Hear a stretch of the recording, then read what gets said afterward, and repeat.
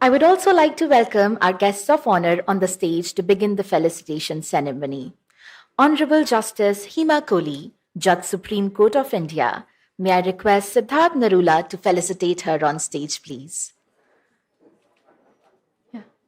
I'd like to invite all guests of honor on stage, please. Hima Kohli, Judge Supreme Court of India. Honorable Justice Sanjay Karol, Judge Supreme Court of India. Honorable Justice Manmohan, Acting Chief Justice, Delhi High Court. Honorable Justice Sanjay Kishan Kaul, former Judge Supreme Court of India.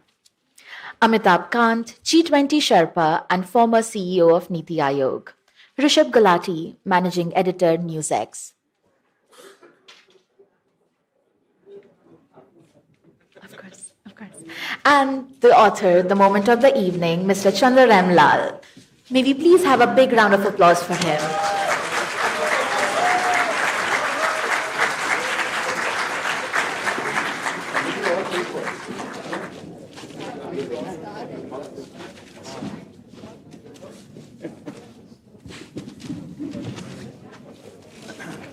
Now that we have all guests of honor on stage, we would like to begin the felicitation ceremony.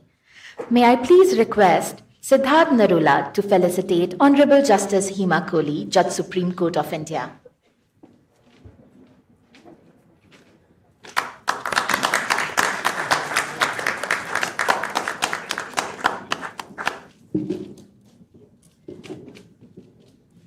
May I request Adya Virmani to felicitate Honorable Justice Sanjay Karol, Judge Supreme Court of India.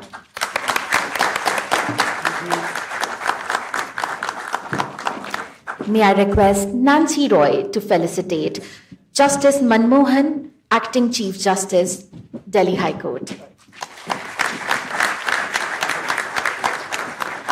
May I request Kapil Mita to felicitate Honorable Justice Sanjay Kishan Kaul, former Judge Supreme Court of India.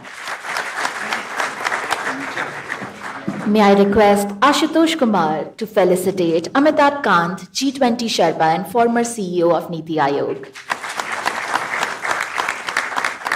May I request Tejaswini Puri to felicitate Rishabh Gulati, Managing Editor, NewsX.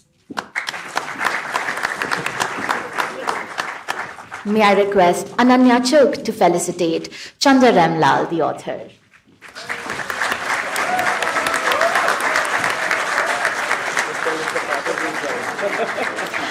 I would also like to invite Muzaffar Ali, filmmaker, fashion designer, artist, and social worker, accompanied by his wife, Meera Ali, architect, designer, and film producer on the stage, please. And I would like to request Suhasini, Rena, and Nida Khanam to felicitate them.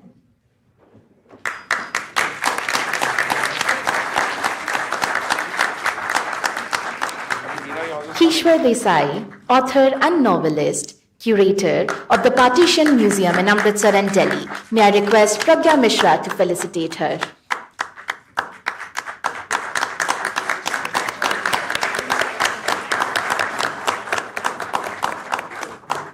May I please request Vrinda Pathak to felicitate Vikram Chandra, senior journalist, news anchor and author.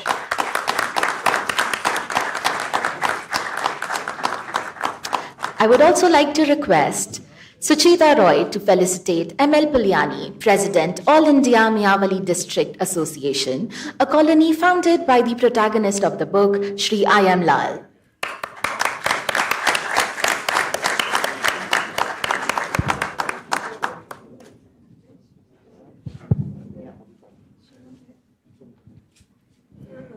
Now may I please request the guest of honors to unveil the book, and I would also like Mr. Lal and Mr. Gulati to join them.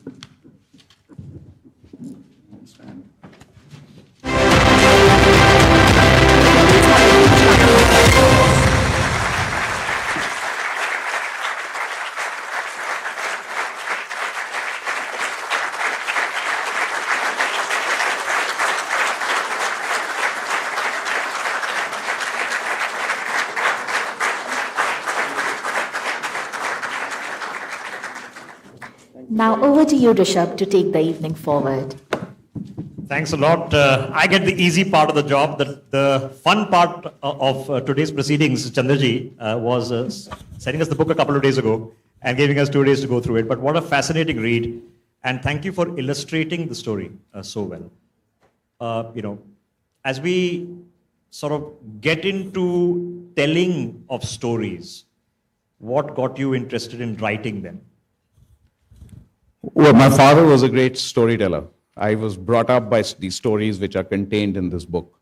And that kind of ignited my interest a little bit.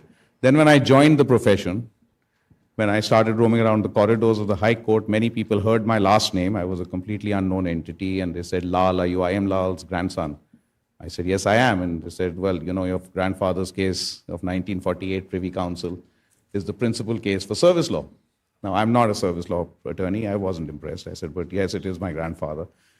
Then I read the case, and I said, goodness me, this story needs to be told. And I combined that with my father's stories of partition and during partition where he was. And the journey began, but I like to believe I was a busy lawyer, so I left the project for a long, long time. Unfortunately, during the period, I lost my father. If he had been here, this book would have been a lot more alive. He would have been so proud sitting here. Dad, I'm sure wherever he is, he's watching over us. My mom is here. Which is a pleasure. So thankfully a journalist had recorded those conversations. I wrote to her. Her name was Julie Winokur. She was in San Francisco. I said, you've done these tapes with my father. They said she sent me those tapes. And then I had to look and research for material, contemporaneous material, what was going on when my grandfather was fighting that case over partition, over the 10 years before partition when he was dismissed from service. So we had to pick up as to what was the family going through at that time. And so I had to combine those stories with the contemporaneous events, which I've tried to sort of capture in this book. And I think it's a fascinating read. I thoroughly enjoy it myself, despite the fact that I've written it. But I guess that's an important part of writing it. I am not a writer, but now this is my first book. And I am extremely excited to hear from each one of you what you think of the book, and please don't leave without buying it. This is my life's work. It is something straight from my heart, and I certainly hope you all enjoy reading it as much as I enjoy writing it. Yeah, it was a good read for a first-time author. Really well written. Like I said, thank you for illustrating the book and telling us the story as it needed to be told. What do you mean by a first-time author? It was good or not? Amazing. Either way, you should do my job. Justice Kohli. Both in terms of your relation with the book, having gone through partition with your family as well. What did you relate to through the course of reading this book, ma'am? A lot of memories came along. Primarily, the memories were those which were created by my father. And my parents are both from Pakistan. What was the unified Punjab? The unified Punjab is what we now call, part of it had gone to Pakistan and the other part is here in Punjab. And my father was a young lad when he had gone to study in Lahore. So when the partition happened, at that time, as we understood, most of the parents and that generation didn't think they'll ever come back. They all thought that there is a big likelihood of Lahore being part of India as it is now. And probably they were going already for a short while and coming back to their home and hearth, which never happened. So they left that part of India and traveled back to what was post-partition India, never to look back and never to go back. That itself was a big trauma. And the journey, when they traveled from that part to this part of to what was India now, was traumatic and devastating for many of them because we heard of dead bodies lying all over and trains and bus loads of people cutting across from here to Pakistan and vice versa. All of that trauma was sometimes shared by my father, which probably was deep inside. And that's why we say that the refugees, and what they call the refugees from Pakistan, they made a real place for themselves after they started from the scratch and went on to build industries, trade, work is work on all fronts. So that is what are the memories I carry of that. My mother too was from Gujranwala town and came from there to this side. Of course, she was too young and she had managed to come with her family just before this whole trauma of partition had started. But it left a deep imprint on all of them, and we too have a lot of memories of what our parents told us about. The book makes it very real for a person who's being introduced to this case probably for the first time in such detail. It makes all of these things very real. I'm also come from a family of partition. You hear the stories, but you can't relate to them. And this is not just about the case. The book is tracing the life of I.M. Lall, and that puts the case in a lot of context of what was happening at that point of time. Justice Kaul. I just wanted to comment on Justice Kohli's comment. Your family crossed over once. My father went back 4 or 5 or 6 times. I think he was crazy. I wouldn't have been born. This book would never have been written, but for his escapades. I mean, he went back 6 or 7 times post-partition, and for him it was fun and game. I think I get that from him. Justice Kaul, both in terms of the period of time this is set in, the cases that it's dealing with, the personality of I.M. Lall, and of course your own family experiences, what was the relation that you could draw from reading this book, sir? So good evening. Firstly, let me compliment Chandar on penning down something and adding to his talents, many of which I already knew. His ability to pen down briefly gives me confidence that my endeavor to persuade him to join the bench was not wrong at the initial stage of time. We also, I come from a family which has seen concept of partition, family being based in Lahore and Kashmir, 2 of them in different times troubled. And the reading part of Chandra's book is also, one is the 311 angle, the other is the experiences and the adventures of his father in getting into Lahore and coming back. My family was based in Kashmir when the partition took place, so we never got an opportunity to really get back. But I also had a storyteller in my grandfather, and my memories go back only to what he related to me of his experiences pre-partition, as it was just said by Hima, that there was a feeling that Lahore will not go to the other side. So people were not ready for it at that time, and nobody made an effort to go and retrieve anything. So what was there was left. Unlike his father who managed to get back the studi breaker, as he mentioned in the book. This is something in the contextual time today, how I would relate it is that we've seen troubled times in partition, but people out of all this what happened did retrieve their life, pick up their lives and get along with their life. And that has been my principle in writing on Kashmir also, that my family saw 2 of them, two episodes in which 2 parts of this country, one was a partition, the other existing. And my part of the epilogue was based on the fact that society must move on, it must restructure itself, it must forget what have been the challenges and the tragedies and go on with the life. So that's one aspect of the matter. The other is aspect of 311, which he has talked about, if I can mention that also.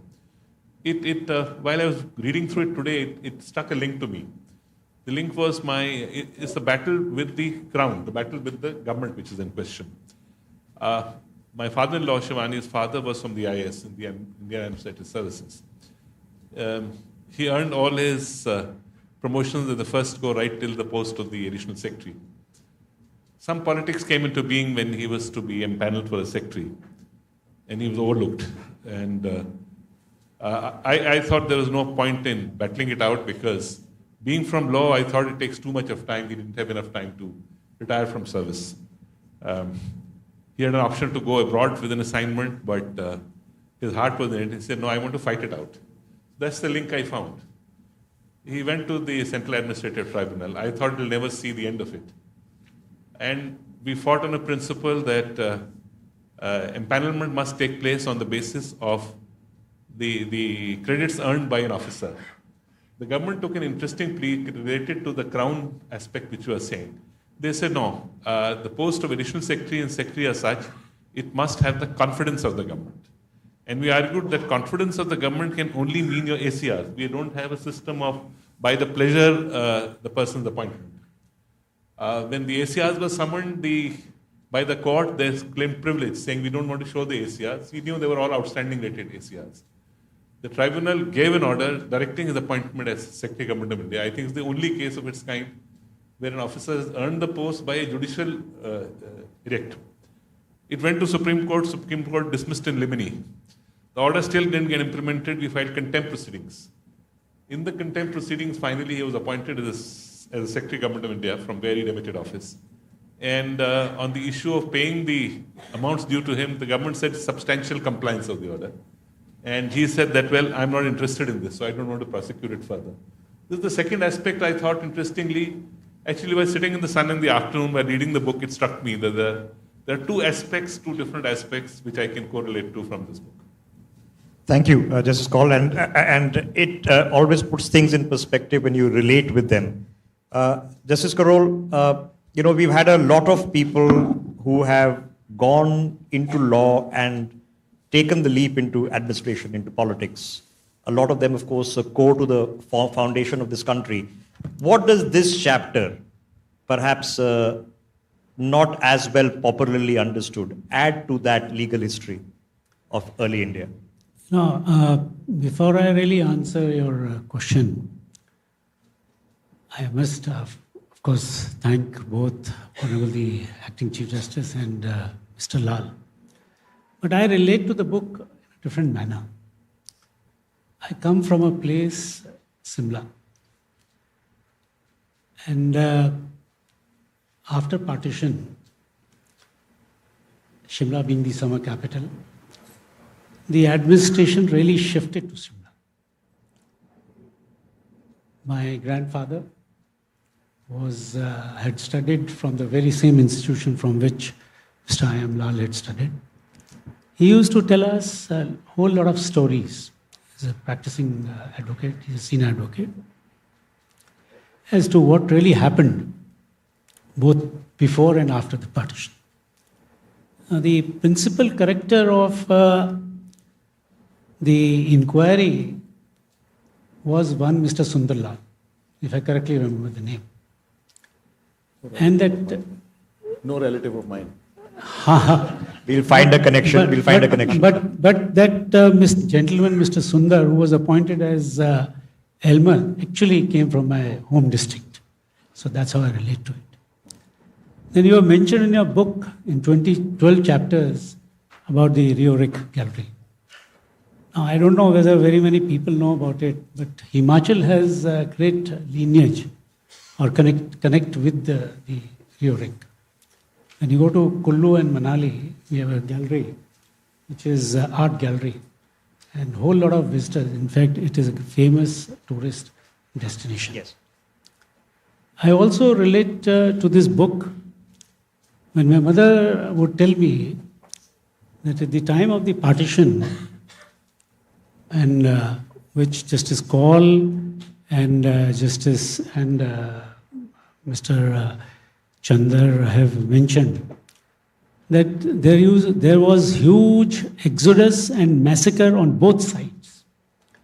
So my mother would tell me that there was a Muslim family who was our immediate neighbors, and how they protected them, not only protected them, made sure that they safely traveled, right up to the border, and they were able to cross the border. As has been said by Honorable Justice Kaul in his foreword, I was just noticing that it is the perseverance which has conquered all. And I think it is the quest for justice in this gentleman, Mr. I. M. Lall, which really shook the ground, so to say. Coming back to your question, or before that, I would say, Simla had one great, Britishers had given a lot to Simla.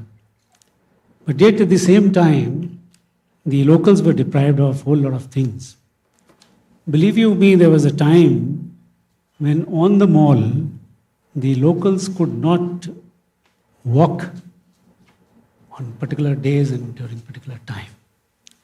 Yet we saw that the administration of the ICS was so immaculate and all-pervading that Simla, the drains would be washed. I've seen it with my own eyes, even after partition.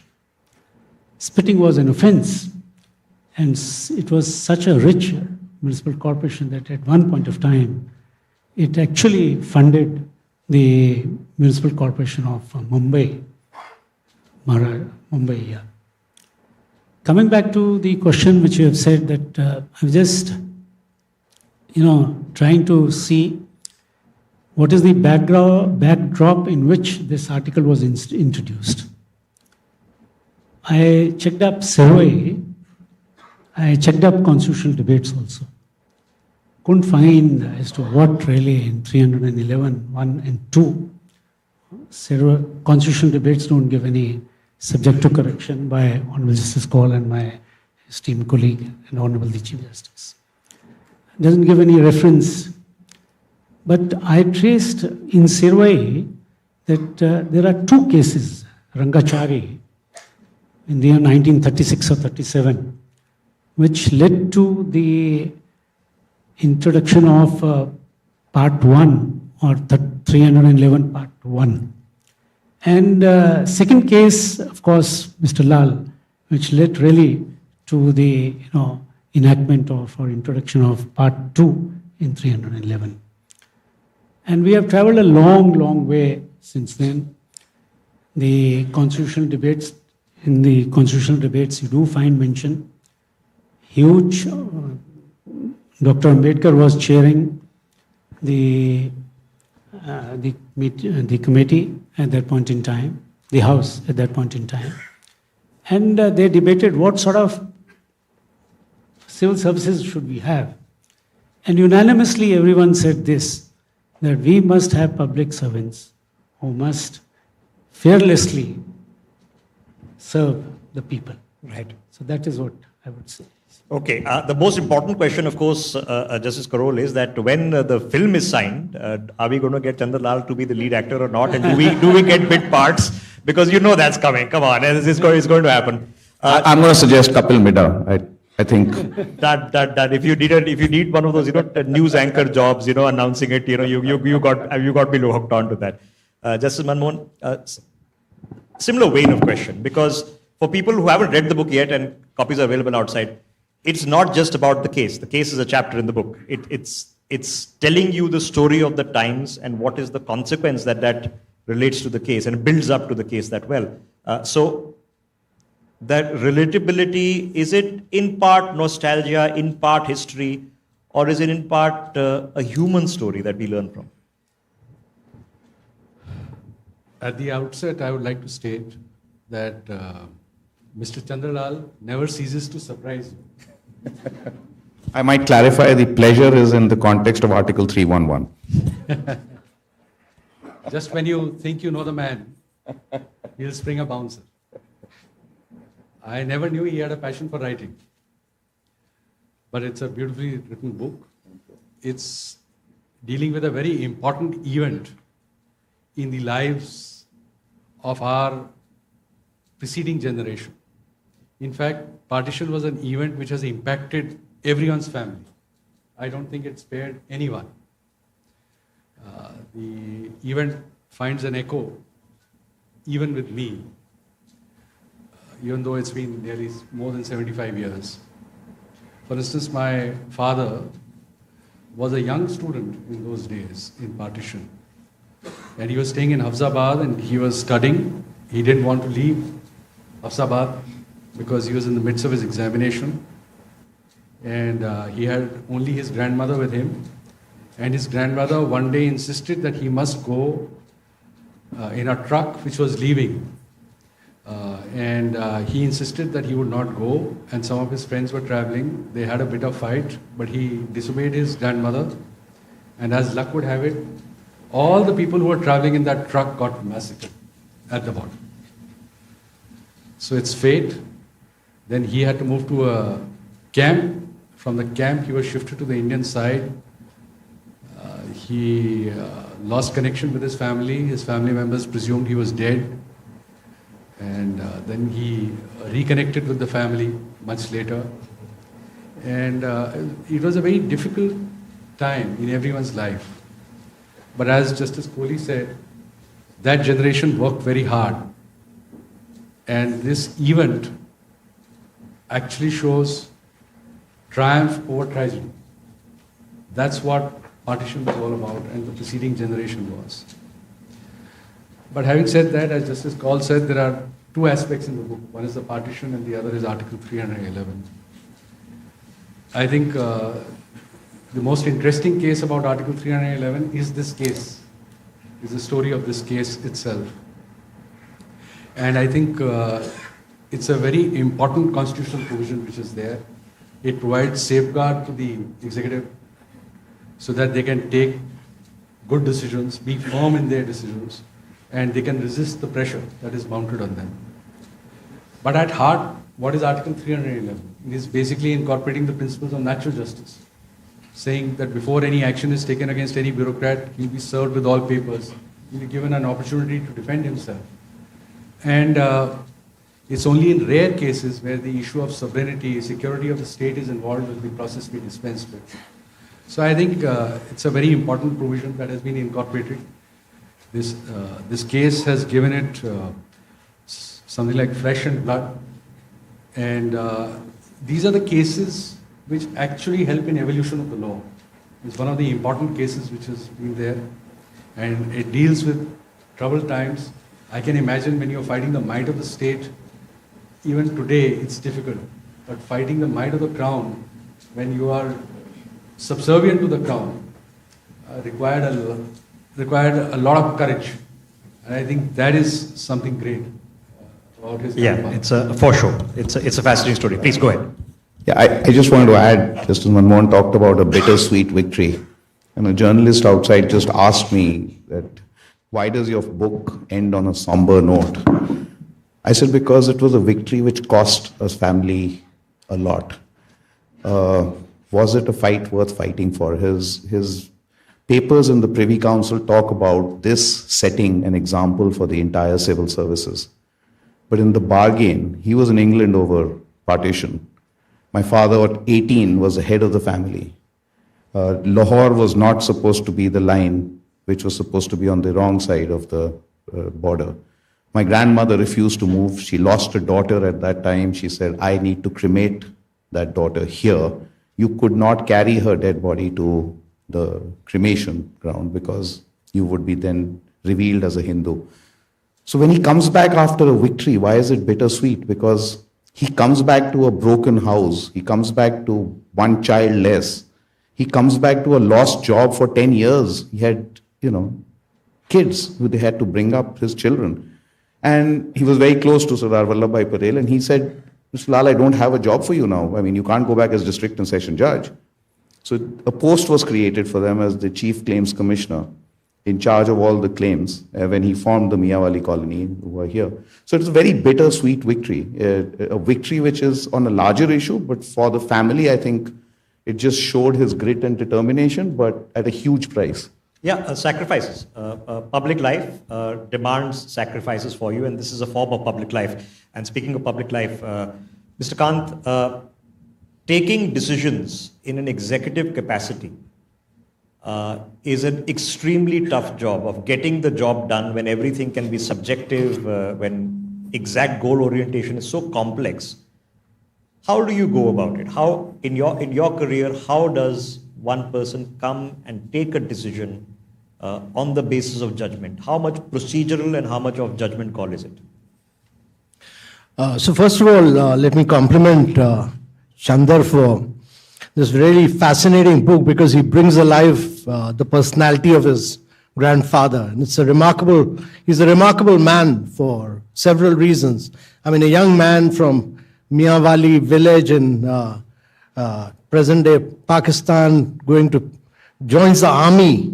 And then, if many of us don't know, but over 200,000 Indians fought that First World War. About 95,000 Indians got killed in that war fighting for the crown. And here was a man who went and fought for the crown.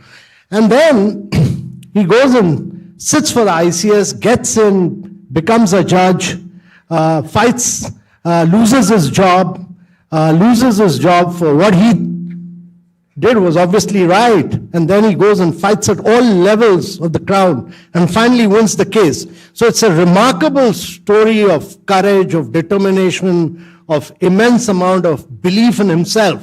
I mean, it's a phenomenal grandfather Chandar had, and he brings alive that story. So it's a fantastic story. But I think Indian bureaucracy owes a lot to him.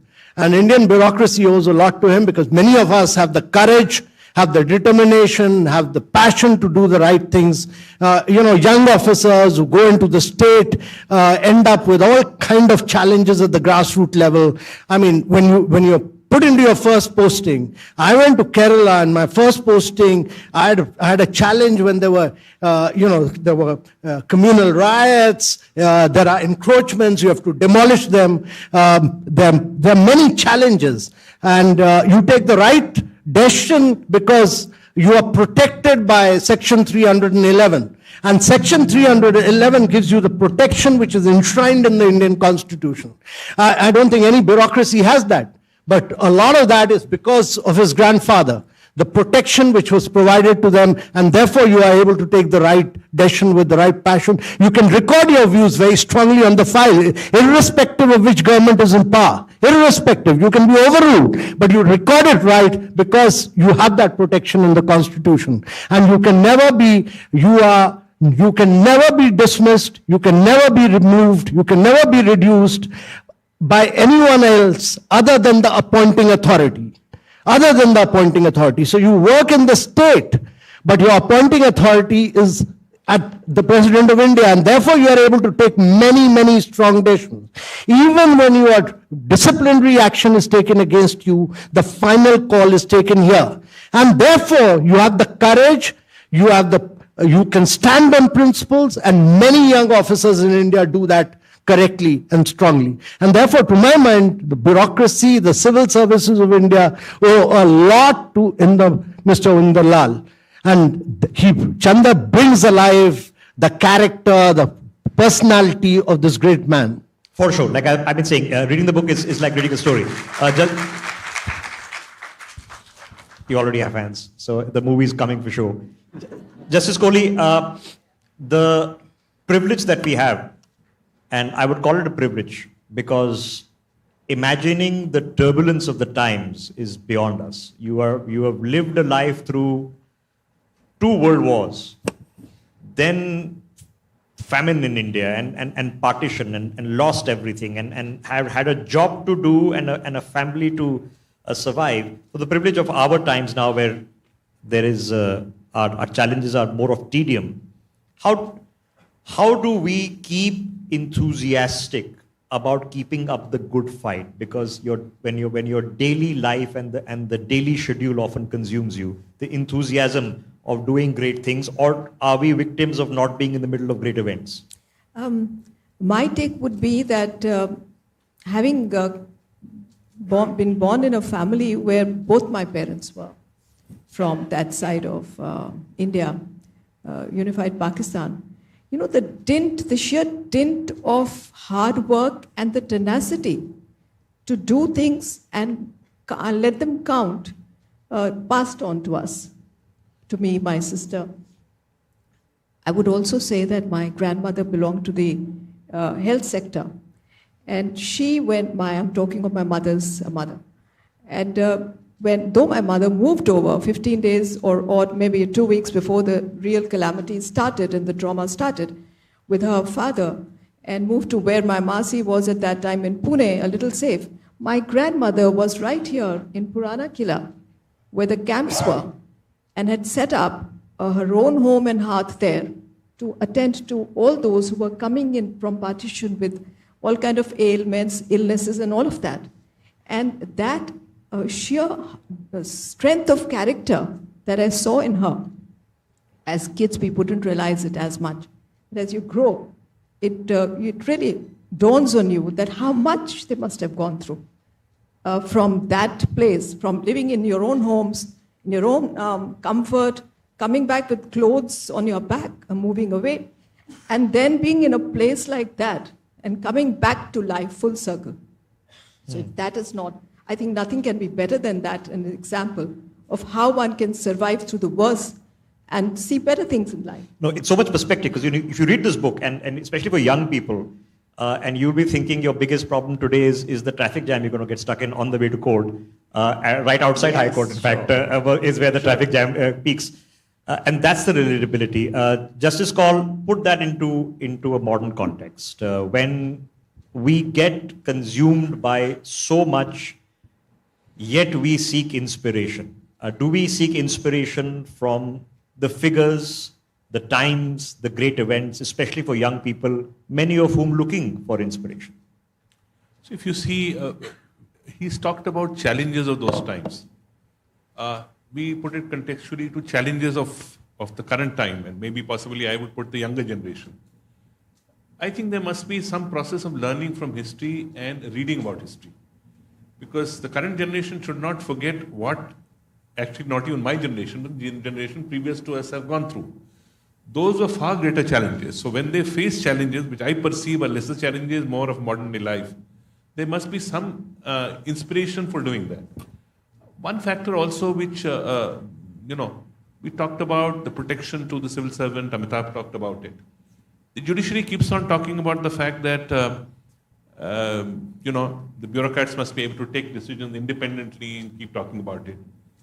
My experience is, let us see also the consequences at times which fall on people who take independent stand. There are people who have been able to get away with it. There are people who have not been able to get away with it. And the continuing battle in litigation, which is what something Mr. I.M. Lall fought for this. And it was said that, it came to a cost to the family. If you look around, there are many bureaucrats who face this problem. The process becomes so tedious that even if you are right, by the time you go through the process, it takes an immense toll on the person and the people around him. I in fact, may add something from personal touch. I saw Mr. I.M. Lall beginning his career in Multan, from where he began. My grandmother's family came from there, and he went to the frontier provinces where my great-grandfather's father used to perform judicial tasks. That time, you didn't have to be a law graduate to perform those trials. You could do that. So that's another connect I found while reading the book. It makes you think. Justice Kohli, please, you want to make a point? I just want to add a line. I read the book later, but a few months ago, just last year, there were two decisions that I authored in Supreme Court, both on 309, 310, and 311. I didn't know at that time that this book is I'm going to read it, and maybe the history of it would come to me. And when we talk of the doctrine of pleasure, it's a Latin phrase that stands for durante bene placito, which means doctrine of pleasure. It's at the pleasure of the queen and the crown that somebody is holding that post. And the case that came to me was of an commissioner of income tax who was prematurely retired by invoking 56J. Again, the principles of natural justice, according to him, were violated. He was empaneled by the Supreme Court for being a member of the IT-80. But the kind of hurdles that man faced throughout, despite his being empaneled twice, he couldn't make it because of this particular provision that was invoked just a few months before he was to demit office. We righted the wrong, if I can use the word, and said that it was done in a very hasty manner. There was no reason. There was no logic. The principles of natural justice were violated to the hilt. We couldn't put the clock back in the sense of giving him anything except the pleasure, which Justice Call was mentioning, of knowing that his stand was vindicated. And it was one of the rare cases where we set the clock back and said that it was wrong, and everything had to be given to him, which he was entitled to. So that compulsory retirement and that stigma that was attached to it. So the process being the punishment, and as Justice Call just said, many of us, and this is being recorded, I'm sure it will be live streamed. After father, grandfather, grandmother, mother, on both sides of the family, at what point of generation do you lose memory of who came before that? and let alone have the depth of memory that Justice College has shown us on all sides of aunts and relatives. It's worth thinking, because we lose our own history, and then you lose your nation's history on it. So, Justice Karol, just on that thought, the relatability, and I'm going to bring it back to the book, because there's a relatability for a generation and then for a new generation. What are they learning out of reading something like this? Is it about the times? Is it about court cases? Is it about inspiration and grit and determination? What's it about? No, you look at the canvas. From Ganges, he's gone to Miawala. He's traveled to Lahore. He's traveled to First World War. He's traveled to London. He's come back to India. He's joined the civil services, public service, public duty. And he's again gone, he's spoken about the Second World War and the biggest tragedy in the exodus in the history of mankind. And yet, look at the tenacity, as my esteemed colleague used that word, of the family, the value system of the family, the collective wisdom and cohesiveness of the family, which brought the family back alive from that place to India and achieved the heights of which both Mr. Lal and Mr. Chandra have achieved. And just adding to that, see, this is one book which I would strongly recommend, as has been said by my senior esteemed colleague, that it talks not only of history, it talks of art, it talks of culture, it talks of heritage, and it is a must read for each one of us, time and again. And not only should it be read by people who have suffered the onslaught of partition on this side of India, of the nation, but should be read pan-India. Okay, so there are two threads to this. One, which I mentioned, do you need then, when you read these things and can't comprehend your life challenges with what one is facing at that point of time, do you need great times to be inspired, or can you find great things to do and great deeds to do in all times? Justice Manmohan, come in on that thought, because we know that there's the Partition Museum and the stories are told and the films that have been made. But in terms of our understanding of the creation of this country, which puts us into the perspective of where we're going, and hopefully the best is yet to come, how do we tell the story of the roots of it? See, in a sense, what the book shows is that if you have a courage of conviction and you want to fight for certain ideals that you live by, you may have to pay a price, but you can do that. And this is what the story is all about. The story is about living by your conviction, living by your ideals. And I think every generation has its own challenges. The challenges don't get repeated. So we are facing new challenges which will have to be dealt with. For instance, a bureaucrat who may be serving today may have his own challenges. He may have to fight it out on his own. He may not get any support. Mr. Ayam Lal also fought his case all by himself. Virtually, he had to live by his conviction, and he had to pay a huge price for it. And just look at his life history, as was pointed out, from World War II to ICS to being shunted out from the service, then fighting a case all by himself. So it's been a very challenging life for him, full of challenges. Everyone has challenges in his own life. True. And I think every generation also has to deal with those challenges. That's what the book says, that in case you believe in your values, your core values, you must live by them. Okay, we've got a couple of minutes left to tidy up this conversation. Amitabh Kanji, now looking ahead, now let's delve in a bird's eye view. What is then the challenge ahead of us in terms of people who join public service with enthusiasm in building the country, like I said, with the best times yet to come? What is then the challenge ahead of us?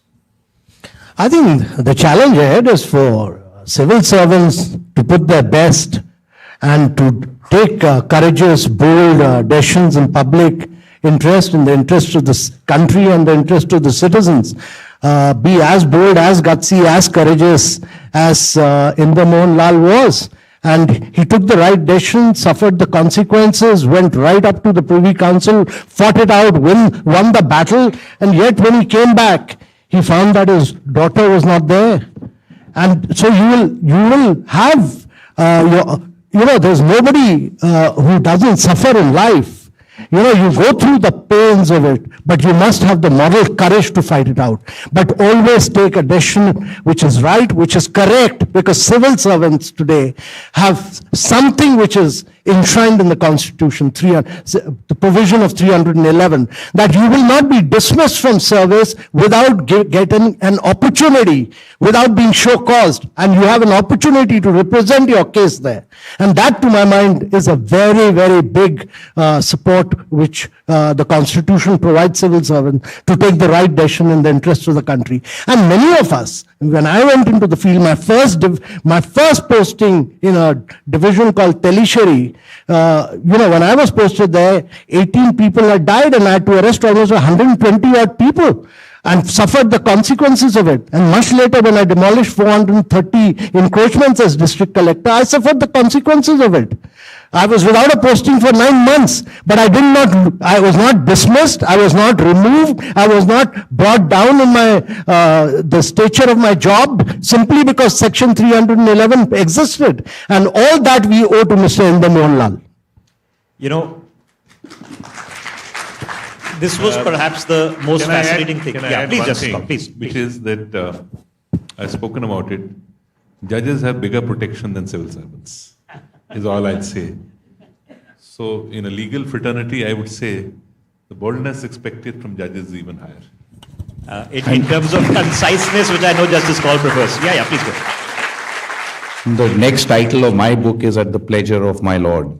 We all exist at the pleasure of my lords. Yes, and you are going to, Chandraji, remember that viral moments will condense this conversation into that 5 seconds. So regardless of whether the movie date is going to be announced soon or not, and this is, ladies and gentlemen, the part of the book. When I saw the cover and ordered the book, and Chandraji was good enough to send it before the publication date, I was expecting to read a book about a court case. That this happened and he argued and she argued and they ruled this and then the matter was appealed here. I didn't expect to have a very emotional moment. And it makes you think about your country and where it came from and its people and where we're going. And the emotional journey you still have to take with them. So a fabulous job with the book. Fabulous for all of you to be here with us. Let's have a big round of applause both for the author and for all of us who've taken out their time.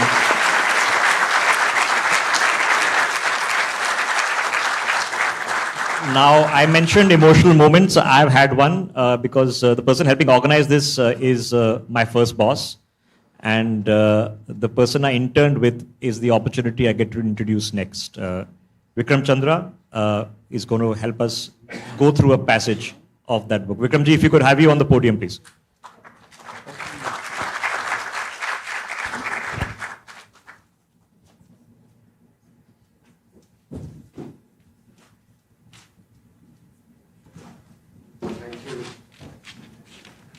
Thank you so much.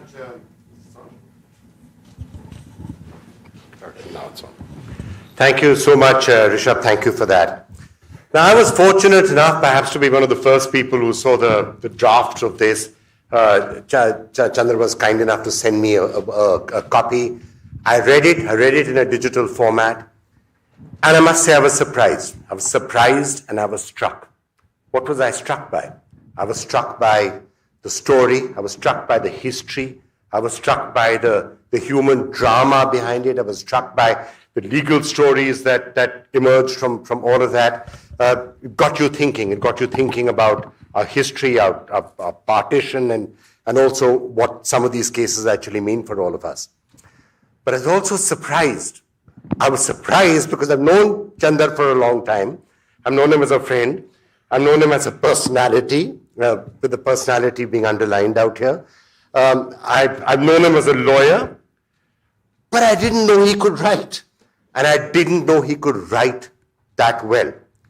It's always dangerous to argue with a lawyer, and especially one as esteemed as Chandra. So I am going to argue with him right now a little bit. When he began by saying, I'm not a writer, because he's wrong. He is a writer, and he's a really good writer. And that's what he should be doing a lot more of. We should be reading your second book and the third book and the other books that you're going to write. We're going to look forward to doing this. So I'm going to argue with you on this, Chandar.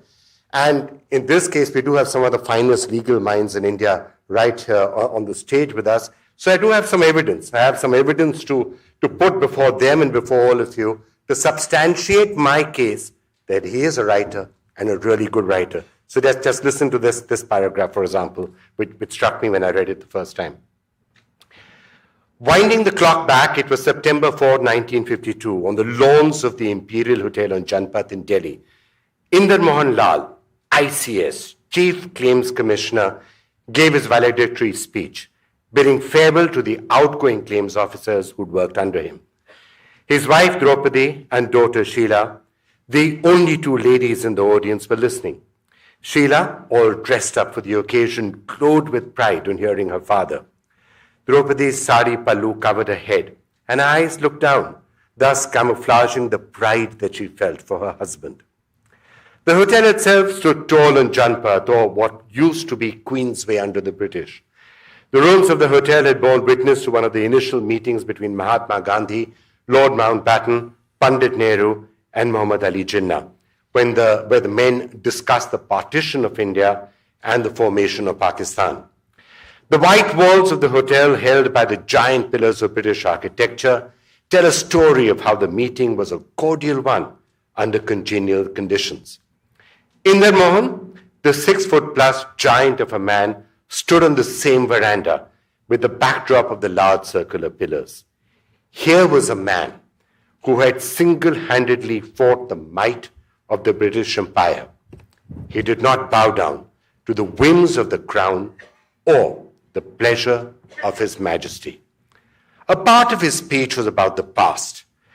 I was appointed at the pleasure of His Majesty, but it took a large part of my professional life to understand and help define that pleasure.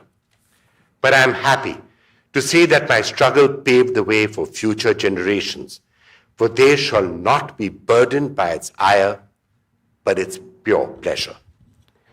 Inder Mohan hailed the judiciary, an institution that he had been an integral part of.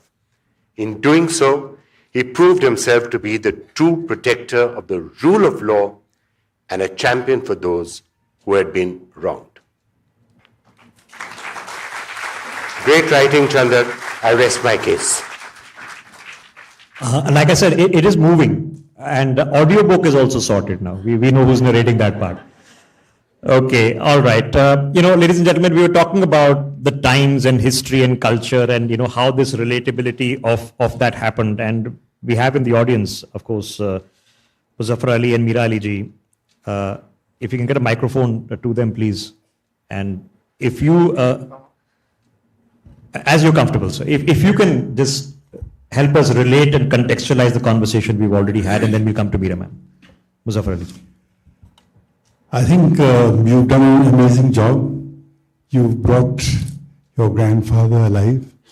I mean, when you look at him, there's a story on his face, and it's a story that we'd all like to share through the power of moving images.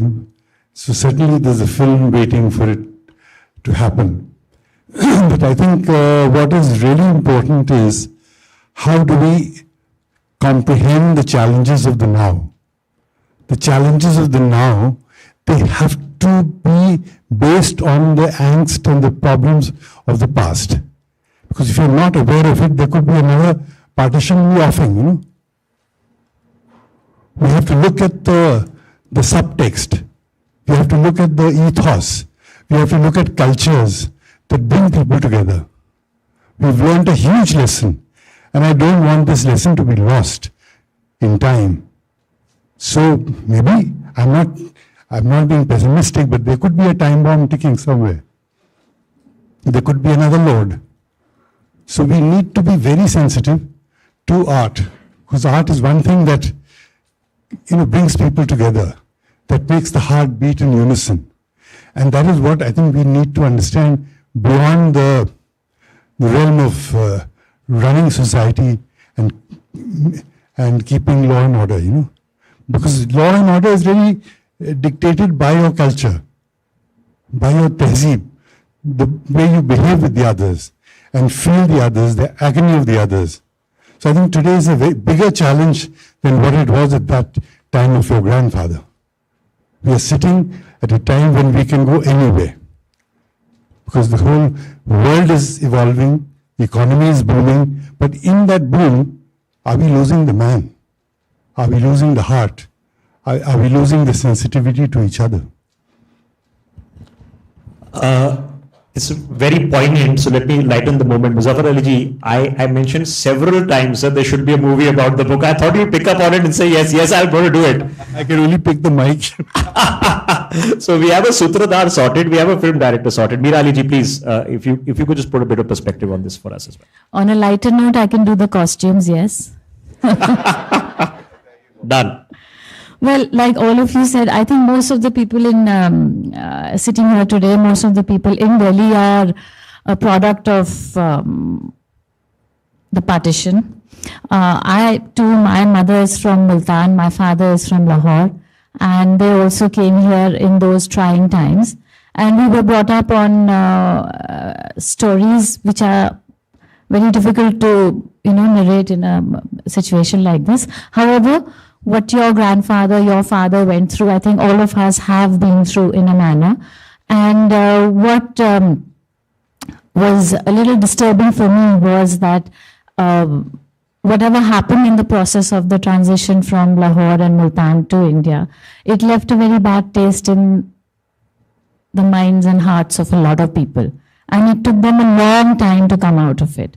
And eventually, when I got married to Muzaffar, the first thing that was that came up was that what are we going to tell society that you're marrying a Muslim man? So, those little things that burden people at that time carried for a long time. But we are over that. We as the generation after, and now the younger people, they are over that. And like Muzaffar also said, we have to find ways of connecting, finding common grounds, being in love with each other and not finding ways that divide us, whether it's art or writing or conversations or situations like this. These are very relevant today and they must carry on in a positive, convenient manner for all to participate. And social media is a great thing. Instead of using it to troll people, we should find ways to find commonalities and take a positive movement forward. Thank you, ma'am, and truly, we stand on the shoulders of giants. Now, we'll be discussing the stories related to the partition that come out and invoke memories from a book like this. And perhaps the best curated job of that has happened at something called the Partition Museum. If you haven't visited it, I would highly recommend, and Kishwar Desai is with us. Ma'am, I had the privilege of meeting your daughter when this was a idea, and it's been so good that it's fructified so well. Can you tell us a little bit about the Partition Museum and, of course, the special section that is devoted to Miss Inder Mohan Lall?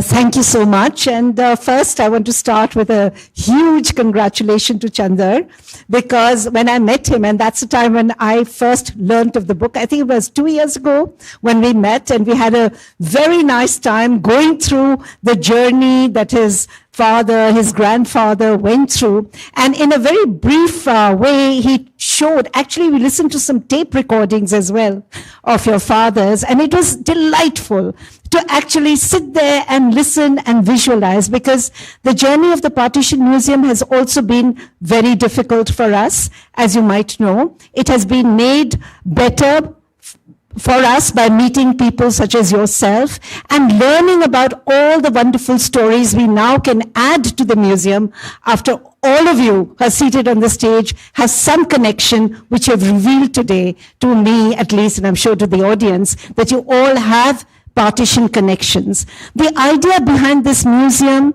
was originated about 7 years ago when we wanted to set up something to commemorate the 70th anniversary of India's independence and partition. But we had no money, we had no building, we had nothing. We just had this dream. But because I'm a child of refugees, And as I can see, so many of us are today. We don't give up easily. So it was a question of survival of the memories of our parents, our grandparents, our nation's history, which is so wrapped up in the partition that drove us forward. And we were very fortunate that we managed to get a building in Amritsar, but the Sarkar told us, paise nahi hai, building de denge, you have to do everything yourself. So we had to start from scratch. We had no collections, we had no stories, we had no money, but it was amazing. It's a miracle. It speaks of the resilience of the people who actually built so much of India, so much of what they contributed towards the country after partition, that we were able to place in that museum. And I think people just came, they contributed, everybody contributed whatever they had in, and that was how the first museum came up in Amritsar. And then we have another one in Delhi, where we're very delighted, where Inder Mohan Lall's, story is there. Chandar had this dream that he wanted to do something for his grandfather. We were fascinated by the story. And so there is a gallery of rehabilitation, which is called Rebuilding Home, because he was the one who was the chief claims officer at that time. He had been appointed. So he was actually responsible for thousands and maybe millions of people to get a new home once they had crossed that border and come here as refugees, came here with nothing. So those narratives are now enshrined in the museum. It's at the Darashikoh Library in Old Delhi. There's a gallery dedicated to Mr.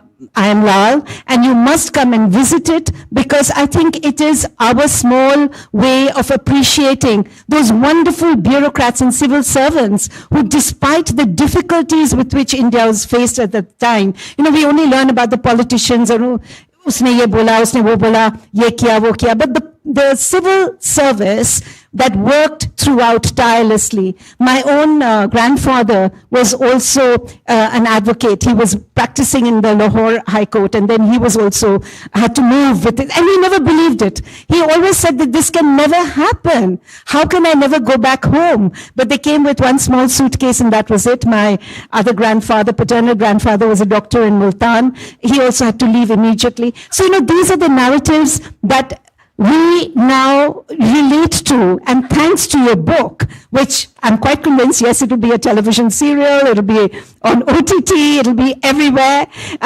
because Chandra, basically you have written a great book, and it's because it's got history, it's got passion, and it's a story actually of the resilience of all those millions. It still remains the world's largest migration, human migration that has ever taken place. So I think I really do thank you on behalf of the Partition Museum and the entire team that you did this and that you have supported us. And we would like to say that we are a museum which only has come up because of the kindness of people whose stories are somewhat linked to what we have in the museum. So please contribute if you can in any way with your memories and memorabilia, and of course money. So whatever is possible. I'll highly recommend a visit. I'm hearing about the Delhi one right now. Of course, I know about the Amritsar one. Okay, speaking of miracles big and small, and things and challenges also big and small, we are running exactly on schedule. So that's a small miracle achieved. Chandraji, I'm going to leave the last thoughts with you before we break for tea. Oh yes. Now, we mentioned Miyawali here. So, the Miyawali Association chief, I'm told, is here. And we wanted to present and acknowledge him. Sir, please. Chandraji, please. Chandraji will come downstairs to you, sir. And can we get a microphone to him also in case he wants to say something? दो बातें मैं करना चाहूँगा. एक तो ये कि all India Mianwali बिरादरी इमडा के नाम से फेमस है. All India Mianwali district association registered, उसके अध्यक्ष IM लाल रहे थे. कॉन्स्टिट्यूशन भी उन्होंने बनवाया था. उसके बाद में जो मियाँवाली नगर की कॉलोनियाँ बनाई गई, 75 एकड़ की सबसे बड़ी कॉलोनी वेस्ट में है मियाँवाली नगर, और एक कॉलोनी है गुड़गांव में. फिर हमारे मियाँवाली के लोग, हमारे जस्टिस गोपाल सिंह भी थे, उनका भी ट्रस्ट बना हुआ है, और मिस्टर जुनेजा भी थे, उन्होंने भी हेल्प की थी. तो हम चाहते हैं कि परंपरागत रूप से ये कुल्ले वाली पगड़ी पहनाकर मियाँ वाली के ढंग से इनका स्वागत किया जाए।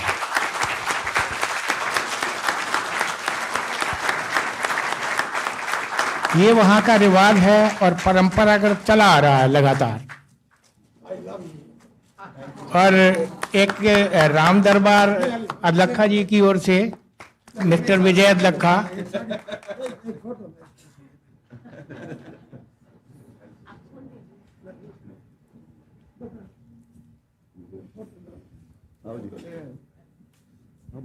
और हमारे प्रधान जी जो है वो माला डाल के स्वागत करेंगे और हमारे जनरल सेक्रेटरी शॉल पहनाकर।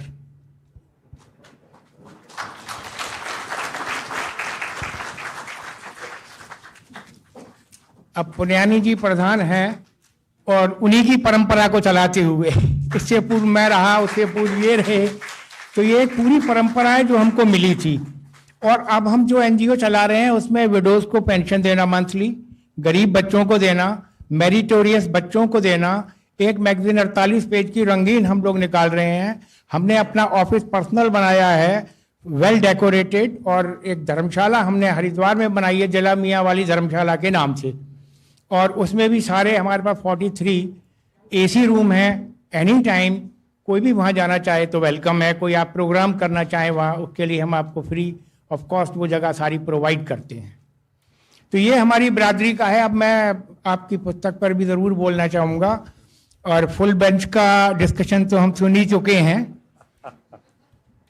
इस पुस्तक में मैं एक लेखक भी हूँ, तो इसलिए मैं उस नज़रिए से बात करना चाहता हूँ कि पुस्तक में जो 311 सेक्शन की बात है वो ऑलरेडी हमारे पास कॉन्स्टिट्यूशन में आ चुकी है, और उसका फायदा हम लगातार उठा रहे हैं, और उनका नाम ऑलरेडी चल रहा है उसके ऊपर। अब जो किताब उठाई गई वो उसका निमित्त बना, रेफरेंस, और उसके बाद में एक कहानी चली। जब मैं उस कहानी को पढ़ने लगा तो पता लगा वो कहानी आई.एम. लाल की नहीं, पूरे खानदान की कहानी है। जब पूरा पढ़ लिया तब मेरे दिमाग में, जिस तरह आप लोगों ने डिस्कशन किया, मेरे दिमाग में भी ये पूरी रात डिस्कशन चलता रहा कि प्रेमचंद की एक कहानी होती थी चतुरी चमार। वो दबा कुचला आदमी है, दलित है, और ठाकुर से परेशान है, और उसने कोर्ट में उसके खिलाफ केस डाल रखा है। कुछ नहीं होता, तारीख पे तारीख डल रही है, मगर जब तारीख डलती है वो आश्वस्त है कि मेरा नाम है और केस चल रहा है। ये सबसे बड़ी आशा है, और वही आशा आप यहाँ इस पुस्तक में देख सकते हैं कि इस पुस्तक में जो आपको दिखाया गया वो जितने भी लिटरेचर में लिखा गया, चाहे वो तमस है या कितने पाकिस्तान है या ट्रेन टू पाकिस्तान है, और काफ़ी कहानियाँ पार्टीशन के ऊपर लिखी, मंटो ने भी काफ़ी कुछ लिखा। उसके बाद जो इनमें आया, एक हाईअप वर्ग की ओर से कभी ऐसा नहीं लिखा गया, और ना ही कभी आया कि उनके सर्कमस्टांसेस क्या थे, उनकी परिस्थितियाँ क्या थी। जो आम आदमी था, मिडिल क्लास था, उसकी परिस्थितियों की एक झलक आपको देता हूं कि मालगाड़ी के डिब्बे में कितने परिवार लद के आ रहे हैं, खाने के लिए कुछ नहीं है, पानी भी नहीं है, क्योंकि शोर है कि जहर डाल दिया गया है कुओं में, गाड़ी चलती नहीं है, रुकती ज्यादा है, और बच्चा रोता है, माँ से दूध मांगता है, माँ उसको अपने स्तन से लगाती है, दूध नहीं उतरता, जब उसको बिलखता देखती है तो चलती गाड़ी में से बाहर फेंक दी, नहीं देख पाती।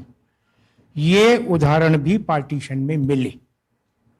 आपने भी वही दिए। आपके पास यहाँ पर पूरा एक उपन्यास बन गया, और बहुत प्यारा उपन्यास बना, जो अंत तक प्रेरणा जगाता है किसी भी यूथ के लिए या किसी भी ऑफिसर के लिए या किसी भी जज के लिए, कि आपको हिम्मत नहीं हारनी है। क्राउन के खिलाफ लड़ना कोई छोटी बात नहीं। आज हम कल्पना कर लेते हैं, कह लेते हैं क्योंकि ही वॉन, जीत गए भाई, जीत गए, परंतु सच क्या है, कितना हम लोग लड़ पाते हैं, और कितना हम इस विश्वास पे चलते हैं, और कितनी हमारे अंदर हिम्मत होती है कि हम क्राउन के खिलाफ या सरकार के खिलाफ खड़े होकर बात कर सकें। तो ये सारी चीजें इसमें भी आई हैं, जो इसका सामाजिक और रचनात्मक, सकारात्मक लिटरेरी पक्ष है। तो इसके लिए भी आपको बहुत बहुत बधाइयां। फिर कभी दोबारा बैठेंगे तो डिस्कस करेंगे। Thank you. Thank you very much. Let's have a round of applause Meeraji now has an idea of the costumes required as well. I don't know when the last time Muzaffar Ali was asked by somebody to take a selfie, but it has happened with you today as well. Yes, the opening shot has happened already, and then you can do a reminiscence after this. Okay, so ladies and gentlemen, the author with the last word. First of all, I'm very humbled. Thank you, all of you, for being here. I can't tell you how important each one of you are to my life today and for being here and sharing part of my life. So my heartfelt gratitude. I will not make the mistake of not thanking the right people, so I wrote it down so that I don't miss anybody. And I do realize that all of you have busy lives, so you may not be there for the Booker's Prize or the Pulitzer Prize. So I thought I'll do those thankings here. I do first want to thank my panelists and for agreeing to be here, sharing their valuable time with us and their thoughts. Justice Hema Kohli, you have been a star in my life. Thank you very much. Justice Karol, your state is my new love. That's High Court is my new love, which I go to as the original side. I miss you there, but you're in a better place. Justice Manmohan, thank you so much for all your help in organizing this. You've been very generous and kind, and thank you for sharing your thoughts. Justice Sanjay Kishan Kaul, what do I say about you? You are my dearest friend who's been my mentor and guide. You were silly enough to offer me judgeship and then tell me, ye tumhare liye nahi bana hai. Socho bhi mat. Amitabh Kant, thank you so much for such nice words of my book. Coming from you, I think that just enhances the value of my book so much more. So I'm eternally grateful. Rishabh, my junior from school, star forever. You do such a wonderful job in comparing. Special thanks to Muzaffar Ali Saab and Meera Ali for coming here. Sir, it's a great honor that filmmakers like you and artists like you come and encourage us. And thank you for agreeing to produce the film and direct it. So I really appreciate it. It's on record, so thank you very much.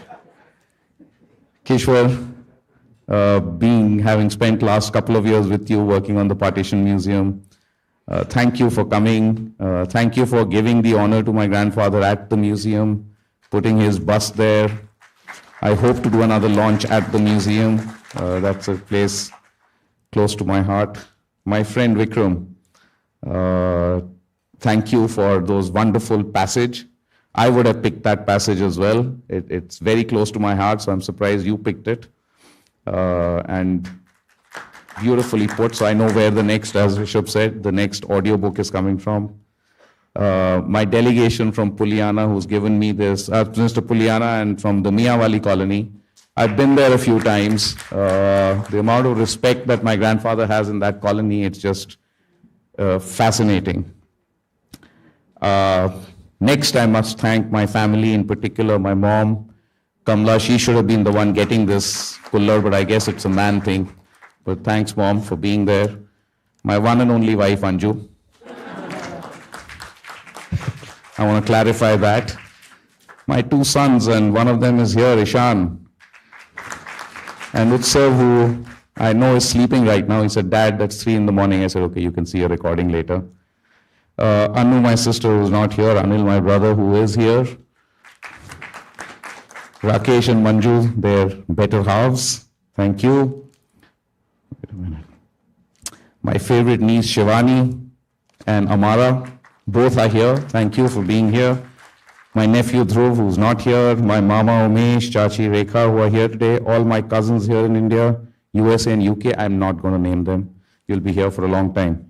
I'm not going to hazard naming them. We are many of us, and may we always be many of us, and many more. And I know they are rapidly expanding. I do have a special thanks to the Singh family. Avnash auntie is my aunt who's in America, and her father was SSP Bindra in Lahore at the time. And but for that and the help of that family, we would not have been able to cross the border. He moved to Amritsar. He beseeched my grandmother to move with her because she said, look, he said, you are my responsibility, so you must move with us. She refused to go. He provided maximum help from across the border to help us cross. And my father's bravado was largely based on SSP Bindra. So I do want to thank that family, and I'm going to name Avnash Auntie, her, Mr. But Singh Bindra and Mankaur Bindra and her 3 kids, Maninder, Renu and Karan, for all the help that they gave to the Lal family. God bless you all for being in our lives. Lots of people like my sister-in-law Simi, my friend Kirti, for proofreading my work. I know Vikram did that too, so I really appreciate that. I didn't think I was worth writing, so I kind of appreciated your input. Julie, the journalist who recorded all the stories of my father, Neil, Chris, and Anne, and Shri, my cousins in America who recorded their respective fathers. That's my Taya and Chacha's recordings. Special remembrance to my grandfather, Inder Mohan. Granddad, I know I was your favorite grandchild. I hope I made you proud by writing this book on you. The subject was just so fascinating that I'm sure I didn't have to work very hard. My father, my role model, my hero. I wish I had written this a lot earlier, Dad. I'm sorry I didn't, but I did have your voice to guide me through this. His 3 friends were called pals, Prem, Amar, Liaquat, and Sadiq. You'll read about them in the book. They were all up to mischief. I was very saddened to hear when I called up. Liaquat uncle was still alive, I thought, and I called him and I found out that he was dead August of last year. It brought tears in my eyes. We grew up with them, and they were best buddies of my father, pals. My grandmother, Draupadi, uncles and aunts, Tilak, Chandra, Billy, Jogi, Savitri, and Sheila, none of whom are with us. My maternal grandparents, Didi Saigal and Lakshmi Devi Saigal. My mamas, Krishan and Satish. Chacha, Chiman, Ahuja. That you'll read about stories of cheese, lots of craft cheese. So Chachaji was very popular with our house, and we were compelled to go to his house and get thoroughly bored to be taken to golf links for Chachaji's house, but we got 10 rupees as bribe, so we were pretty happy. I would really want to thank Rupa for agreeing to publish this book. For a new author, for a publisher to take on a new author and not compel him to self-publish, I think is a great achievement as far as I'm concerned. So Rupa, thank you very much. My PR team, special thanks for this arrangement, Mr. Rohtash Singh, the DR caretaking branch.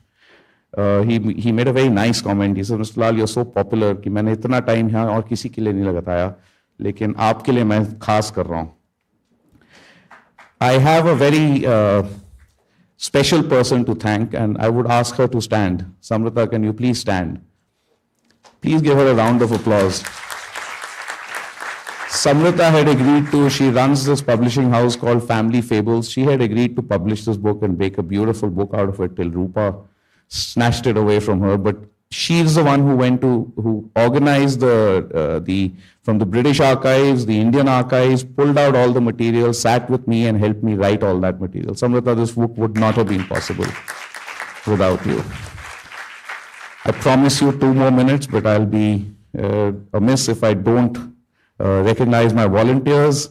Nancy, Ashutosh, Kapil, Siddharth, Adya, Nida, Pragya, Sucheta, Tejaswini, Suhasini, Vrinda, and Ananya, Yashi and Abhinav, and my court clerk, Raju. Thank you so much for organizing this. And there is tea and coffee and some snacks. Please do join us for that. Rishabh, I'll give the mic over to you. The mic is always for tea. Thank you very much, and thank you all of you. Thank you. Ladies and gentlemen, thank you so much for your presence. Copies of the books are available outside for purchase.